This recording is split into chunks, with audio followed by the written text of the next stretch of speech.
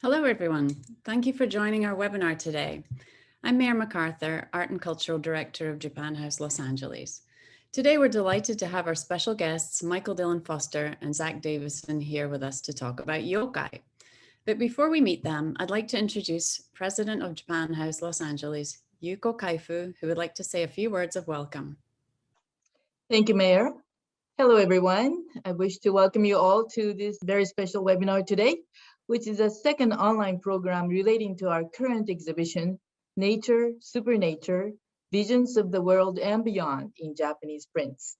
The exhibition uses Japanese woodblock prints in the collection to explore Japanese ideas and views of the natural and supernatural realms that have existed for hundreds of years. The exhibition was curated by my colleague, Mayor MacArthur, and we hope that it will deepen our audience's understanding of many aspects of Japanese culture, from geography to spirituality and folklore.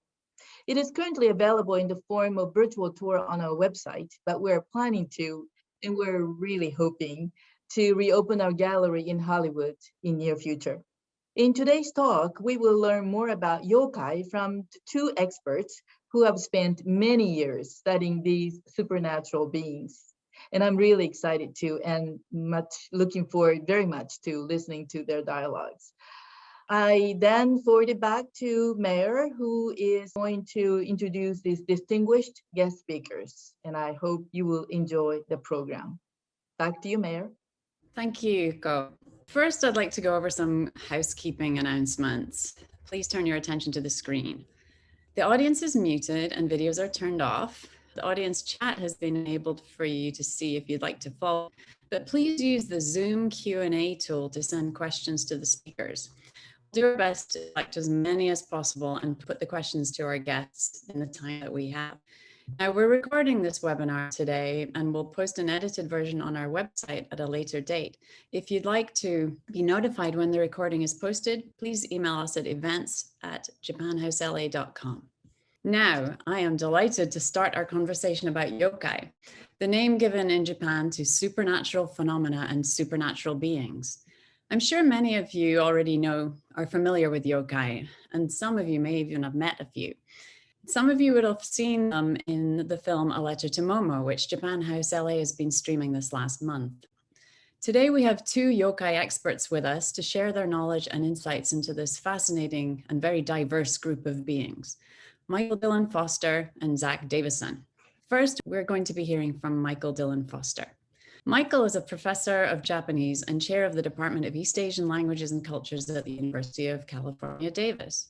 He has written extensively on Japanese folklore, literature, and media, including the book Pandemonium and Parade, Japanese Monsters and the Culture of Yokai in 2009, and the Book of Yokai, Mysterious Creatures of Japanese Folklore in 2015. In addition to his work on yokai, Michael has also undertaken extensive fieldwork in Japan on tradition, tourism, and intangible cultural heritage, and is currently working on a book on the subject, with particular attention to local ritual practices and festivals. Today, Michael will present on the evolving roles of yokai in Japanese folklore, focusing on the Edo period, 1603 to 1868. Okay, Michael, the Zoom floor is yours. Okay. First of all, I just want to give a thanks to our sponsors here at Japan House LA, to Mayor and to President Kaifu. I'm really excited to be here and honored, and I'm stunned that there are literally hundreds of people here, which just goes to show the great popularity and ongoing popularity of yokai, which are not just a Japanese phenomenon anymore, but something that's worldwide. My job today is to talk about yokai, to take the sort of past of the past and present. So I'm talking about yokai past and present, but I'll focus on yokai past. And there's a couple time periods here. I won't deal too much with them, but we'll mostly be focusing on the yokai from the Edo period. The Edo period was a time of incredible urbanization, a rise of literacy, and this is really when a vibrant popular culture developed in the urban centers of Edo and Kyoto. This is when kabuki, ukiyo-e, and so many of the things we associate with Japan and Japanese popular culture and literature started to really flourish. And yokai were part of that. But what are yokai? This is also a really hard question. I have been studying yokai for over 2 decades now, And I cannot give you a simple answer to this question, but I can give you a complex answer. And I can point to the fact that the reason it's hard to define yokai is simply because they are always changing. There's something that are vital and the definition changes. They are literally in many ways and figuratively shapeshifters. So this is how I would describe it simply. In Japan, as elsewhere, inexplicable occurrences and supernatural creatures have been part of the cultural imagination for as long as history has been recorded. Broadly speaking, these diverse, mysterious phenomena and weird things have come to be called yokai in Japan. What does yokai mean? How can we translate it? Lots of different translations, and that's part of the quality of yokai is their mutability and the expansive nature of its meaning. So monster is a good translation, supernatural creature, spirit, mysterious phenomenon. One of the things these different translations remind us is that yokai encompasses a broad spectrum from the concrete and tangible monster to the more amorphous and abstract idea of a spirit or a mysterious phenomenon or just something strange, right? So it covers all of that. The word itself, yokai, is one of many words. This is sort of word of choice at the moment, and it has been for quite a while now, but there are other words that sort of express the same ideas, the same thing. Mononoke is an old word from the Heian period. Those of you who've read the Tale of Genji, Mononoke is the word that would be used in the Tale of Genji. Also, of course, Princess Mononoke, a much more recent anime that uses that word as well. We also get the word bakemono. Bakemono are really the same meaning as yokai, but it implies a shape-shifting. Bakemono literally means changing thing. It implies ability to change form and shape. And we have the word obake, which is also a common word, a little more childlike. Children might say, oh, obake, I saw an obake, right? So all sorts of words, but we'll stick with the word yokai for now. What is a yokai? How does it develop? And this is, again, very complicated to think about this, but I like to think of yokai as a thing that emerges from an event, a phenomenon, a feeling, a question, something strange happens and you want to try to figure out what it is. It's kind of a rational process that leads you to identify the thing, to name it, to create an image and focus on an object. Let me give you an example. This is something called Mokumokude. I gave away the name here, but imagine you're traveling in the woods late at night, in Edo period Japan, perhaps, traveling in the woods and it's getting cold and you see a deserted old house and you think, well, I'll stay there for the night. You crawl up in a corner, try to go to sleep. You feel like something's watching you. That feeling of being watched as if there's literally eyes in all the walls and in the sliding shoji screens, that came to be called Mokumokude. So it's an identifying that feeling, putting a name and an image to a feeling. More broadly, we can also think of individual yokai emerging from this same process. So during the Heian period, there was a notion called hyakiyagyo, which really means a night procession of 100 demons. It's the idea that there are times and places that were infested by demons. It was a frightening, chaotic mass of strange creatures, but they were undifferentiated and unnamed, just a scary bunch of things, right? I like to call this pandemonium. And this is a description from a 13th century text where a monk is traveling and he takes shelter in a deserted temple. And here he says, a crowd some 100 strong came surging into the temple. When they got close, he saw they were fantastically weird creatures. There were all sorts, some with only one eye, some with horns, while their heads were more terrible than words can describe. Gradually, people started trying to describe these things, to create images of them. And we get all sorts of picture scrolls. Here's a picture scroll from the Edo period, but based on an earlier one.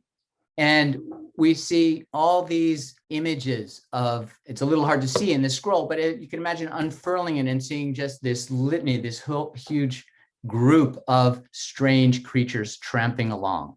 And this is that notion of the hyakiyagyo, the procession or the pandemonic explosion of crazy creatures. Gradually, people wanted to identify this, to narrow them down. And we get this sense of, let's label them, let's name them, let's differentiate the individual yokai. This is what I like to call the pandemonium moves into parade. And that is, by the way, the title of my first book on the subject, because it focuses on this process.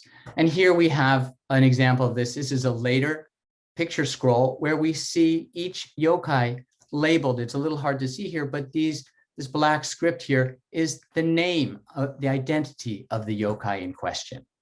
One of them, this one right here on the right-hand side, is actually something later that came to be known as the Hyosube.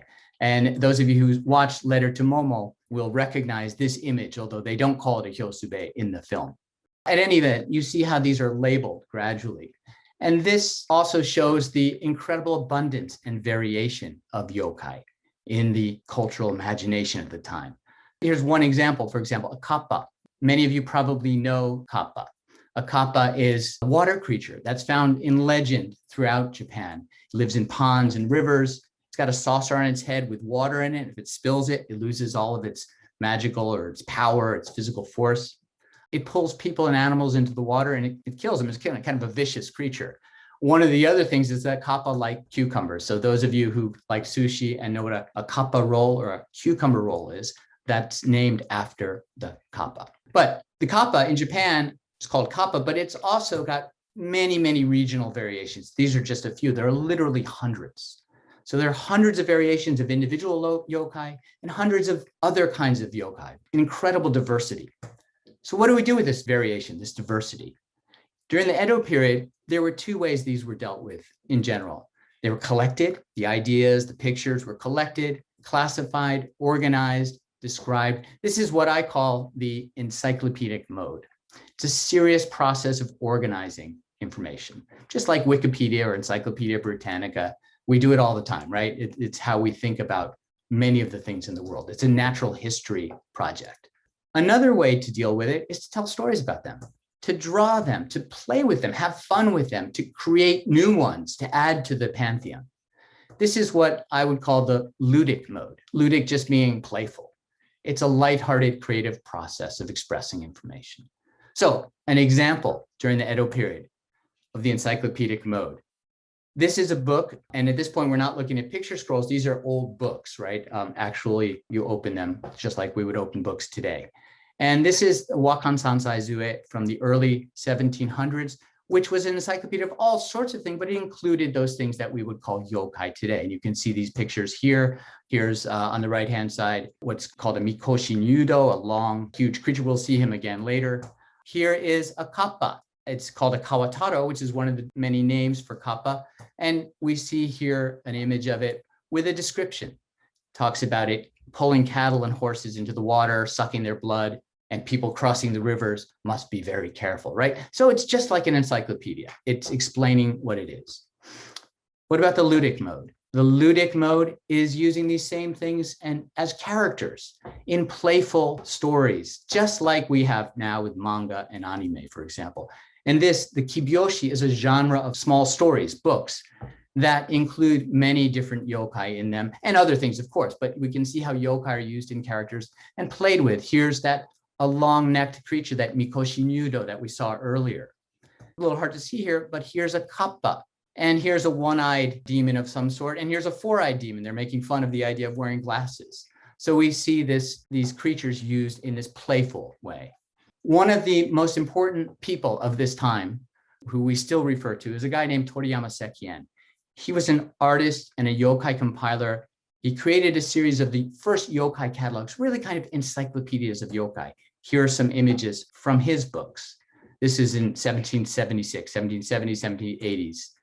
Here's that kappa again that we've seen. It says kappa, also called Kawataro. And here's the Hyosube that we've seen. And here's the Mikoshi Nyudo, the long-necked creature that we've seen. And here's the Mokumokuden. But if we read what it says here, the description, we realize that he's doing something else here. No smoke, no mist remains. A house in which long ago somebody lived has many eyes. It must be the house of somebody who played the game of Go. So this may not make all that much sense to you, but the game of Go has, was a very popular game, it still is, has a formation called a me, which is the word for eye in Japanese. And so he's making fun. It's a play on words and a play on images. So he's having fun with this. It's an encyclopedic context, but he's also being playful with it. He's putting these two, ludic and the encyclopedic, together in this fun way. We can see the same kind of thing happening with this. This is a board game called Suguroku. It's a board game. And if we look closely, we see each square has, here's that long-necked yokai again. Here's a little hard to see, but here's a kappa, right? So we see each square contains information just like it would in an encyclopedia, and it's used in a board game. And one of the images in the exhibition, the wonderful exhibition that's on at Japan House Los Angeles, you can see that same idea reflected here with many, many different images and labels. So that was very quick, real quick introduction. But one thing that I think is important as I hand it off to Zack here is the idea that from the Edo period to the present, I think this notion of encyclopedic ludic modes can be seen. We see it in games like Pokemon, for example, where you collect cards with information, right? Just like encyclopedic entries. Also, just in general, yokai are really still part of contemporary culture in Japan, and they are increasingly part of global popular culture, which is why there's such an amazing showing of you all here today. So I only have one conclusion to draw from all of this before I hand it over to Zack, and that's simply that yokai are alive. And now I will let Zack take you into the 20th and 21st centuries. Thank you so much, Michael. That was fascinating. It was encyclopedic and playful too. I love the idea of the cultural imagination. I hope we can talk about that a little bit more in the Q&A. Next, we're going to be hearing from Zack Davisson. Zack is an award-winning translator, writer, and folklorist. He's the author of the books Yurei, the Japanese Ghost, Yokai Stories, and Kaibyo, the Supernatural Cats of Japan. We met one of those earlier. He has written for Smithsonian Magazine, as well as X-Men Demon Days from Marvel Comics. And as a manga translator, he translates the works of Shigeru Mizuki for Drawn and Quarterly, including the multiple Eisner Award-winning Showa, A History of Japan, and the famous folklore comic Kitaro. He has lectured on translation, manga, and folklore at Duke University, Annapolis Naval Academy, UCLA, and the University of Washington, and has contributed to exhibitions at the Wereld Museum, Rotterdam, and at the Art Gallery of New South Wales in Australia. Today, Zack will explore the transformation of yokai from folklore to pop culture. So thank you, Zack. The floor is yours. Thank you, everyone. Thank you so much, Michael, as well. Thank you, Japan House, for having me here. It is an absolute honor. Without further ado, I'm going to take that baton that Michael passed off and bring you into the present. So the end of the Edo period, the end of that magical dream of the Edo period, of that almost fairy tale-like time came when the black ships appeared off the shore of Japan. And into Japan came Admiral Perry, as well as a scientific world, right? All of this, like the Edo period was so amazing because it had basically been like this odd culture preserved under glass for like 260 years without outside influence, but outside influence came in, and it came in hard. And one of the things that it brought was scientific thinking about the supernatural, right? It was literally like as if a spaceship with warp drives and laser guns and jetpacks landed, and we were still walking around. Like Japan didn't have steam-powered boats. They didn't have cast iron cannons, right? And they wanted that. They wanted this technology. They wanted this information. And the Japanese government was sort of forced to look at their own culture, and they thought it was a little backwards. They're like, we still believe in the supernatural. We still believe in these things that Western culture does not. And as Michael said, we look very childlike and like sort of backwards because of it. So there was a campaign against yokai to declare them not to be yokai, but instead shinkei, which means basically like nervous disorders, right? There was an undoing of all of this mythology that had been built up. And the two main players at the time during this Edo period, this sort of like yokai war that was fought, were between these two gentlemen here. The first of these on the left here, this is Inoue Enryo. He is someone who decided that he was going to study yokai, to truly research them. And he created what was called Yokai Gaku, or Yokaiology. Now, he did this with a very specific reason, right? Michael said earlier how hard it is to define yokai, and that's true. But Enryo decided that he would define yokai, and by defining them, destroy them. Because yokai exist as the undefinable, right? They are what lives in the shadows, what hides behind the door. And so Enryo came in and shone a bright light. He wanted to lighten every shadow, to open every door, and to prove that yokai did not exist, that they were simply astral phenomena, tricks of the weather, tricks of your mind, and that actually believing in yokai was a mental illness. Now, his studies and his publishings were so pervasive in Meiji period Japan that he was named the first yokai hakase, or Professor Yokai was his nickname, as he attempted to undo all of this folklore. Sort of opposing him and with a different point of view was Yanagita Kunio. Now, Yanagita Kunio, he believed that yokai were actually the very heart of Japanese culture. He believed that yokai were one of the things that made Japan Japan, and that they were precious and that they had value, and that if Japan succeeded like Inryo wanted, if they got rid of yokai, they would lose something very important about the country. And so he created an opposing way of looking at yokai as opposed to the yokai gaku, which was to identify, classify, and basically make the unknowable knowable. So he created something called Minsokugaku, which is folklore studies, as we'd call it now. He did the sort of classical thing of tramping up into the north. He found a partner who was able to lead him up and collect and gather all of these stories that were swiftly fading during the modernization of the Meiji period. Kunio is best known for his book Tono Monogatari, which can be translated somewhat as Tales of Tono.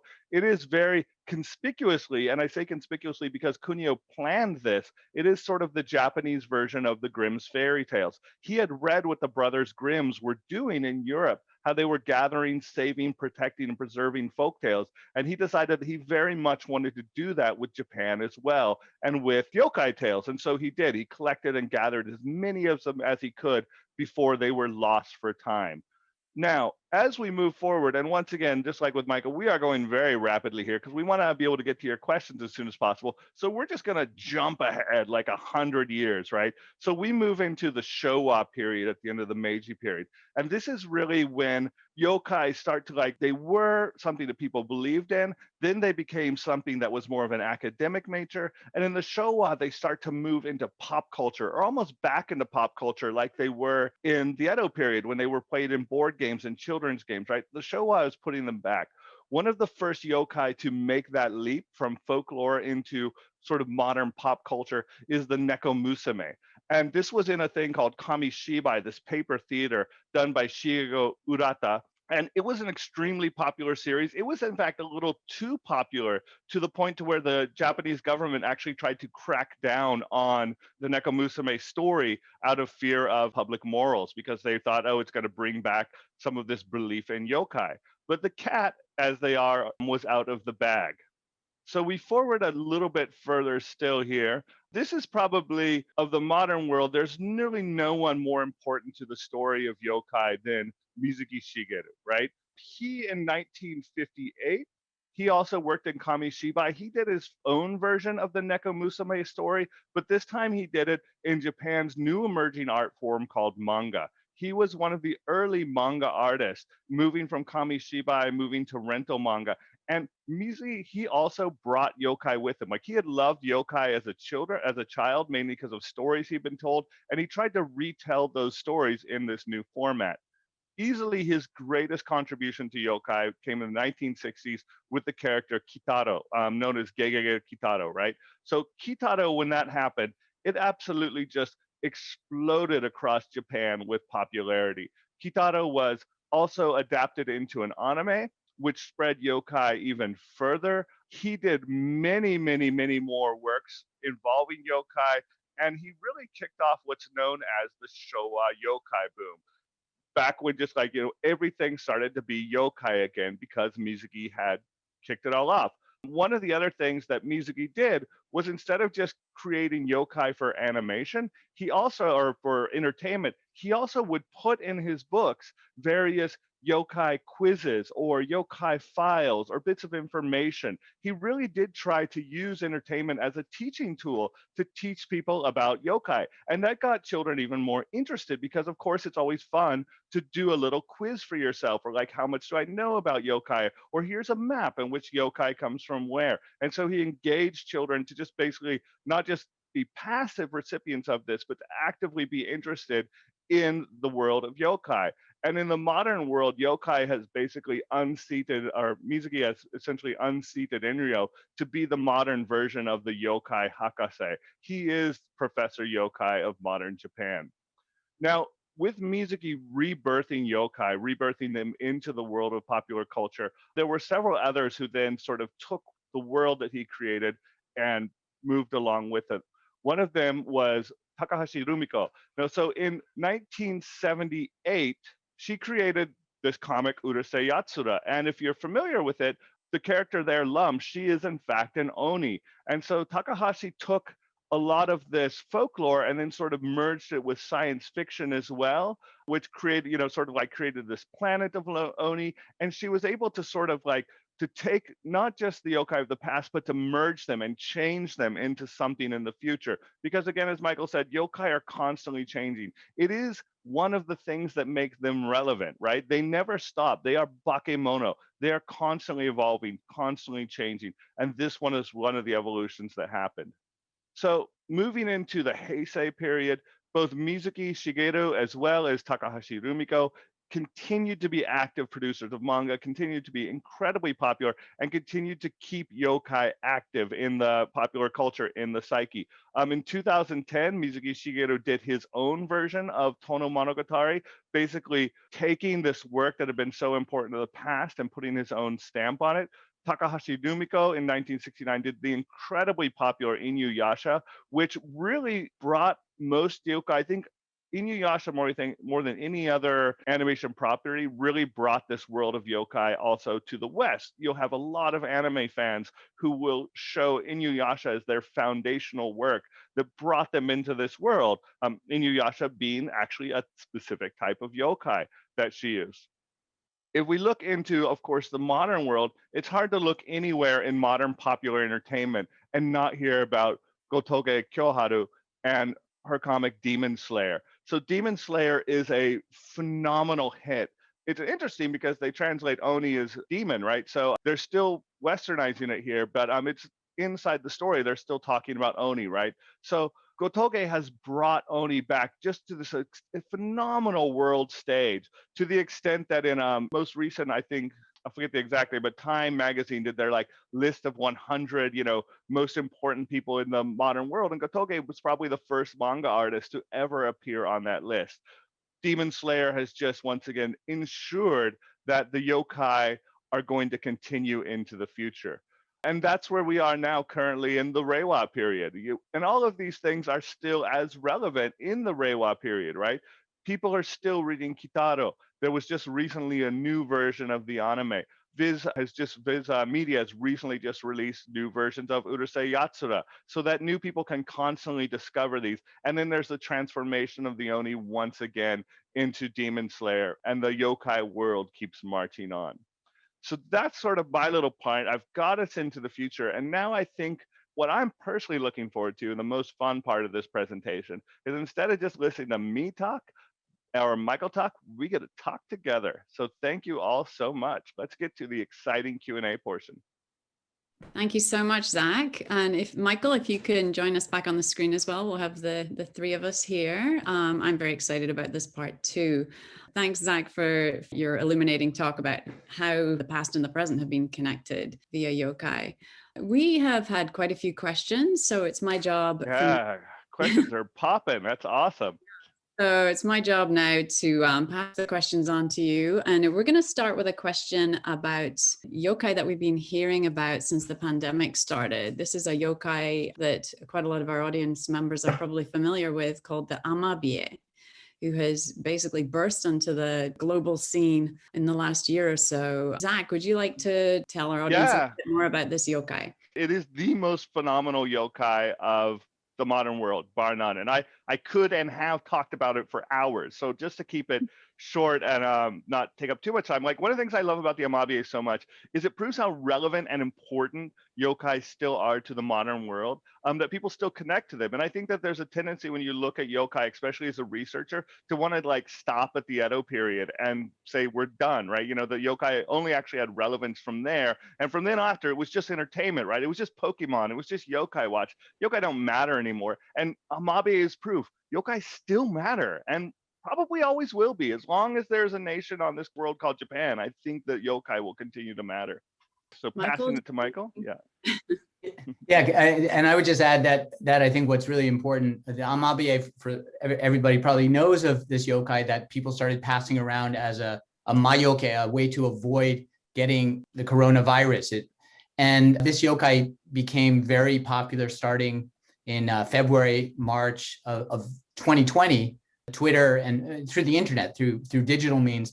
But what's interesting also, and this ties into what Zach was just saying, it harkens back to one early emergence of a yokai called amabie, actually from 1846, when a creature emerged from the water in Higo, what contemporary Kumamoto prefecture, and said, draw a picture of, it said, it made a prophecy. It said, there's going to be a good harvest, but there's also going to be an illness. So draw a picture of me and show it to people in order to protect them from the illness. Or that's a bad summary of what it said, but it's something to that effect. And that was on Kawataro, which was kind of a mass media form of the time, and passed around, and people presumably shared it and drew the picture. So exactly the same kind of dynamic that's happening today.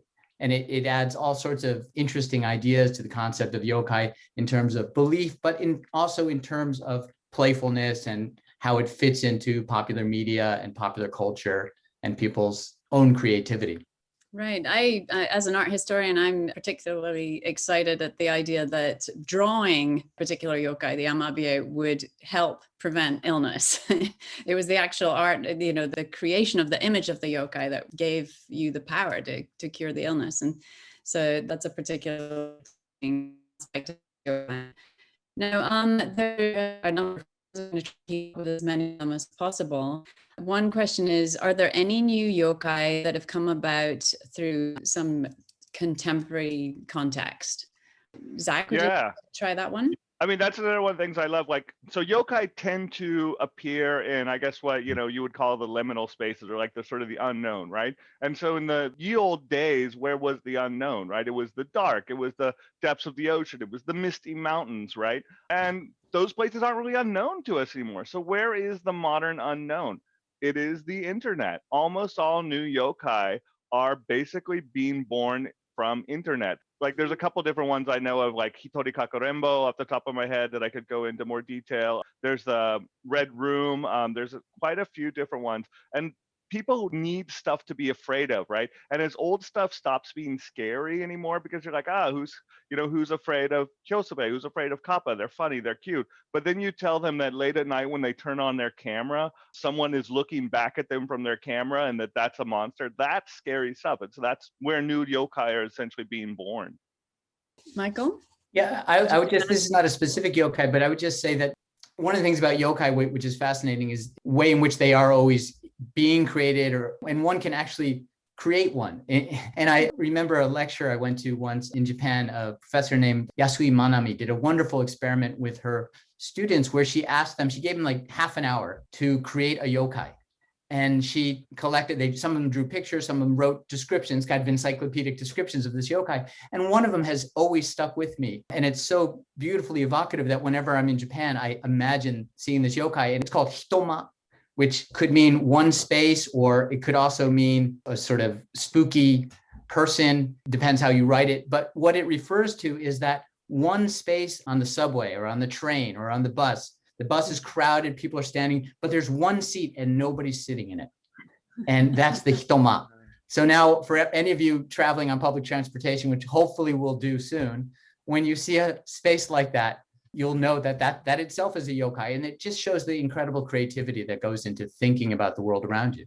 So, Michael, I love that you said that. I was just going to add an additional comment that, like, one of the things I've noticed that with all these yokai researchers, like, Toriyama Seika and Mizuki Shigeru, right? They are never content to simply explain the past. They always add to it, right? I feel like it's a long poem, and we're all adding a new verse as we go along. And so I was very conscious of that when I wrote my book, Yokai Stories. I created a new yokai for it because I felt like it was not my job to simply, and I wasn't really being a yokai hakase if all I was doing was looking at old stuff and explaining it. So I invented Bakemono. It was the birth of the first electronic Tsukumogami that I added in very consciously because I think it's important to add your own verse, I guess, to the long song of yokai.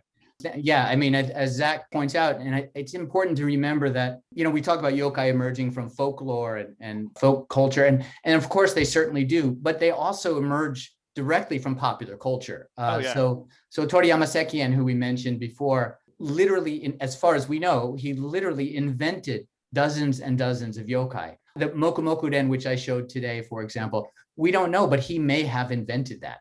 Or certainly he made it into that concrete form that exists today. So that's happening all the time. So manga and anime are incredibly vital places where yokai will sort of emerge into the popular imagination out of them. And there's a question that relates to this from one of the audience members that are there any yokai inspired by social phenomenon or historical events? It's kind of like the hitoma on the train, but is there anything you can think of that has perhaps been inspired by a modern event? Or perhaps in the Edo period, were there yokai that were inspired by historical events and happenings? Like, for example, when there's an earthquake, the catfish, I know the Great Ansei earthquake of 1855, 54, is that right? The Namazu was a really blamed for the earthquake, and there were a lot of images of Namazu as a sort of yokai. Well, I'm going to get controversial here with my answer, and Michael is free to disagree with me, because one of the things that you'll hear, and I saw this a lot in the chat, is like, is Oni a yokai? Is this a yokai? Is that a yokai, right? I honestly and firmly would classify as a yokai created in direct response to a specific event. I would add Godzilla. I think Godzilla is Japan's creation of a yokai in response to the nuclear bomb. And while, yes, we have Godzilla movies, who knows what will happen to Godzilla 200 years from now and how that will be represented? You know, will Godzilla be as much folklore as, you know, let's say a yokai that was created for a kabuki performance, like Oiwa, for example, created for a kabuki performance, created for entertainment, very much now part of the yokai lexicon, but created for a specific thing. So Godzilla would be my vote. I'm going to jump in and throw another question from the audience at you that's related to that. How about Pokemon? Can we call Pokemon, can we classify Pokemon as yokai? I mean, that's definitely encyclopedic, as you've mentioned already, Michael, but would you consider Pokemon yokai? And they're creatures of the cultural imagination. I think Pokemon, certainly the way Pokemon are played with and invented and draw on historical precedents as well, certainly fits into the yokai culture. Let's put it that way. It's hard to define these things. And as I hope was clear, the notion of yokai is always expanding and always changing. And Zack mentions Godzilla, which is not usually, as he points out, not usually considered a yokai, but I certainly think that it could be understood through that lens as well. So it's really hard to narrow that down, but Pokemon certainly is part of that dynamic. When you get into questions of whether it belongs to a specific tradition or there's belief involved, then you get a different sort of question. But I think the best way to think about it is as kind of open-endedly as possible, and then dig in from there and look for similarities and differences. Yeah, I agree. And I also think that almost, is this a yokai, is kind of the wrong question to ask about yokai, because that was the question Inrio was asking when he was trying to define them, and by defining them, destroy them, right? It's like asking a question like, is this a monster? It's a general term. A lot of things can be monsters. You know, it's like you could have a really big, I don't know, goldfish. I don't know why I thought of a goldfish, but you're gonna be like, wow, that's a monstrous goldfish, right? Does that make it a monster? I mean, I don't know. It's not really a definable term. And I think sometimes you just have to just be satisfied with the ambiguity, you know, is maybe where yokai is, where it lives. And that's where yokai get to live. That's their breathing space, is where you don't know the answers. Yeah, the liminal space. So we've had several questions that are sort of asking about how we define yokai, and people love to ask that question all the time, and they hate our answer because, but you know, and I will say, and I think this is also important too, is I think Michael and I are pretty much fairly agreed with this, but you'll probably find someone else talking about yokai who won't agree, right? Because you have the sort of opposition. You're like, you know, between Matt Alt, for example, good friend of mine, but we disagree on the subject of, is this a yokai and is this not a yokai? I tend to follow Mizuki Shigeru because he's my guy, you know, and his world, his answer was, it's all yokai, like everything. Bigfoot, Loch Ness Monster, all yokai, you know, but some other people are like, no, it has to fit these certain criteria to be yokai. So my answer will be different from someone else's, and that's okay. So are yokai, in some of the definitions that Michael gave us of yokai earlier on, one of our audience members noted that there was a sort of tinge of menacing and malevolence to a lot of them. They're described as monsters or supernatural beings. There's a sense that they might do some mischief or some evil. Are all yokai evil, or are there benign, benevolent yokai? That's come up in a few places on that. So that's a great question. That again, one question that comes up a lot, and again, I think we fall back into the realm of ambiguity here. But one of the ways that that's been described by Komatsu Kazuhiko, who's a yokai specialist in Japan, really a folklorist and anthropologist who's like the foremost academic researcher on yokai right now. He has this great analogy where he talks about a kappa, the water creature that I mentioned, and essentially says that, if a water creature is controlling the flow of the river and you live downriver and your fields are flooded and you can't grow any crops, you're going to hate that water creature and think of it as a malevolent presence. And so to you, that's a yokai, that's a negative creature. But to somebody who lives on the other side of the river or whatever, where the water is nicely irrigated and the river is behaving, to them, that controller of the river is a godlike creature. It may be a yokai or it may be a kami, but it's something to be worshipped and cherished. So it really depends on the human view of that. So that's, I think, one way to think about the good and bad. And there are certainly a lot of yokai that are just weird creatures that we don't have much of a record of them being good or bad, but just existing and freaking people out in their own way. Mm-hmm. Yeah, and I think, like, that's such a good, like, the whole analogy of the river is so great. I'm gonna have to borrow that when I get asked the question next time, because it's pretty solid. Yeah, there's some yokai that are menacing. There's some that are just weird. There's some that are just funny. They just run such a vast gambit. There's so much there that there's no way really to answer that question other than to say that there's a lot of variation. One thing I would say, that sometimes even the weird ones, there's a kind of scariness to them, I think, because there's an unpredictability about them and there's an unknowability. And that also, to a certain extent, gives them a malevolent tinge. There are also a lot of older stories in which they are actually quite nasty. Oh yeah. There's definitely some yokai, and essentially they don't all have the ability. There's some that are just plain bad, that are really bad, but a lot of them aren't. So we have similar issues with the word kami, and that's come up a lot in the Q&A as well, that kami are hard to define. Yeah. There are millions of kami, but often we would define them as spirits or deities or gods, goddesses. Nature spirits is a definition I've heard a lot. And they can be benevolent or malevolent as well. So it seems that, both yokai and kami have that quality, that sort of shifting from between good and bad, evil, shall we say. So there is that sort of fluidity in both of these. When it comes to terms of of scary stuff, like one of the things that Japan does, and the world does this all the time, like almost every culture I know does this, right? They take something very scary and over time they transform it into something not scary or cute anymore. And they will essentially cartoonify the things that used to frighten them and make them into something that they can laugh. Like, we've seen that happen just in my lifetime. For example, with H.P. Lovecraft's monster Cthulhu, right? Cthulhu used to be really scary, but Cthulhu has been so cutified nowadays that nobody is scared of Cthulhu anymore. Cthulhu is about as scary as Hello Kitty. And Japan has done the same thing. Like, we've done the same thing. I think of it dates me a little bit. When I was a kid, I used to read this comic called Hot Stuff about a devil that came out. It was Casper the Friendly Ghost and his good friend, the devil, Hot Stuff. And I read it. I loved it. I'm like, I would have been thrown in jail if I'd proposed a comic about a little devil during the Dark Ages or the Inquisition, but here we are reading about, it's like, oh, look at my cute little devil from hell.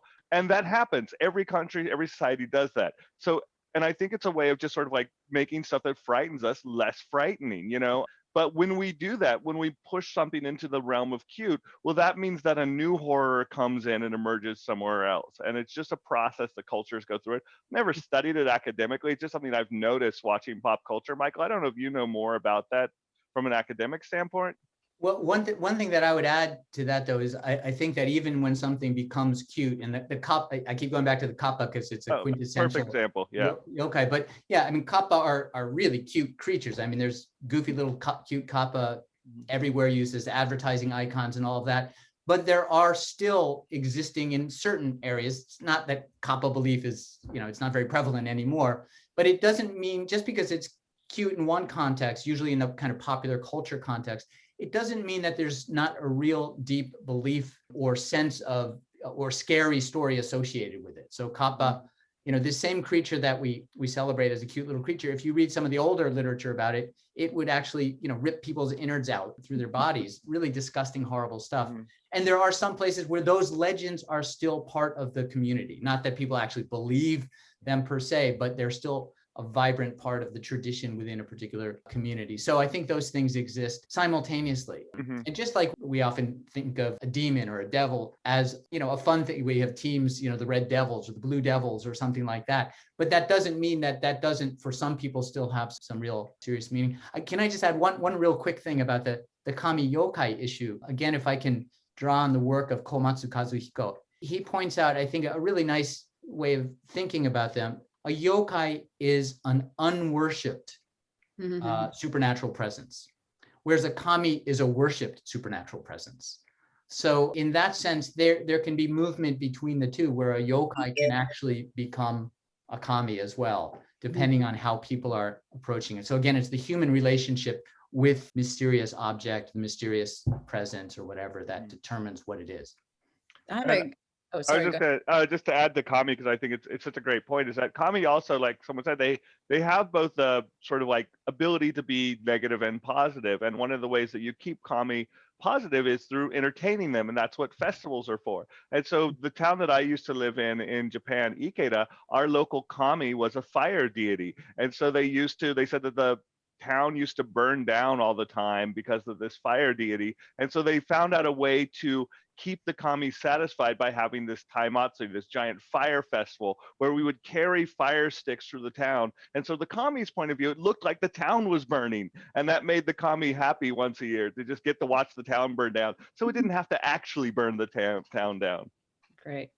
We had a question about maybe a uniquely Japanese type of yokai, and that's the yokai that are made or born of inanimate objects, like the umbrella or the lantern. Oh, yeah. And those are a particular favorite of mine. I love those, and we have a few images of those in the exhibition. So would either of you like, or both of you like to say something about these? We could talk about this for another 2 hours, I feel. If I can just say one thing related to what we've just been talking about, though, those are called Tsukumogami. And the sort of basic idea behind them is if you have an object, certain objects, if they've been around for a very, very long time and are not treated right or thrown out, and that long time is usually 100 years, they can become yokai. They can yokai-ified objects. But one of the earliest texts of that is a picture called the Tsukumogami Ki. And in that, it's these objects are thrown out, and the story within the text is that they are becoming yokai. But then with the intercession of some religious practitioners, they can reach Buddhahood. So there's, again, it's the human relationship to the objects that changes their physical form. But anyway, it's a fun idea. Well, and as Zach can talk about the electronic, the radio version that he created as well. So, and I was going to add, one of the things I love about the Tsukumogami is that if you read the oldest version of it that Michael just talked about, it's also a bit of religious propaganda, right? It's showing the dominance of Buddhism over the native religion of Shinto. And the fact that basically it's a very old classic story of our God is better than your God, right? Because the Tsukumogami represents Shinto, and they even like create their own Shinto kami.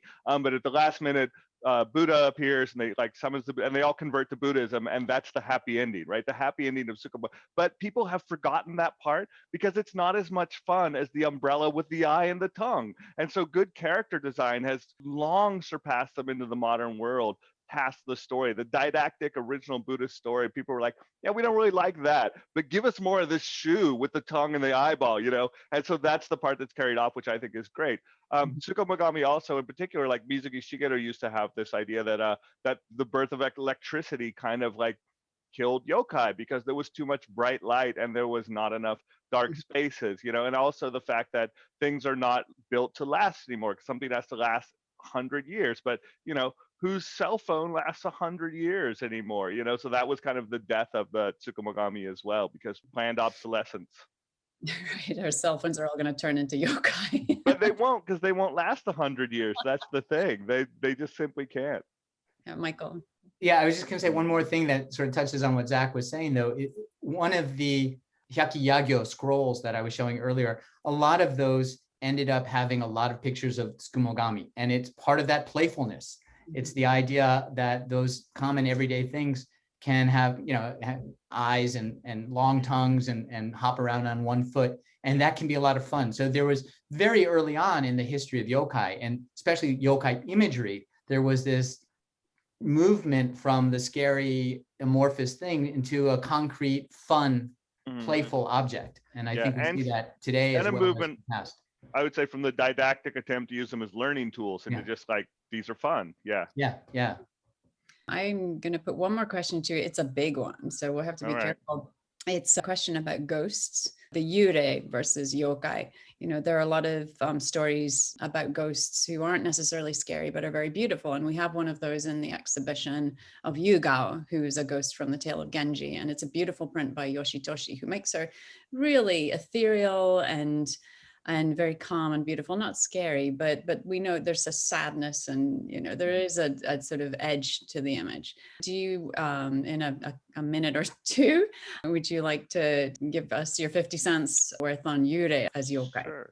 There's an excellent book called Yurei, the Japanese Ghost by Zack Davisson that I highly recommend everyone read, So, I mean, I personally, this is another thing people disagree on. I consider Yurei to fall under the pantheon of yokai. I consider yokai to be sort of the big umbrella term. And then, the oni and the yurei and all of that comes underneath it. But yurei basically are driven by the emotion of whatever it is when they died, right? So there's a lot of stories. Like one of my favorite yurei stories is the yurei who forgot to say thank you. And it's just a yurei, like this woman whose maid suddenly appears and says thank you, and then disappears because she obviously died saying, oh, I forgot to properly thank my mistress. So that's all her ghost wanted to do. It just wanted to show up, say, thanks, ma'am, you treated me nicely and I really appreciated it.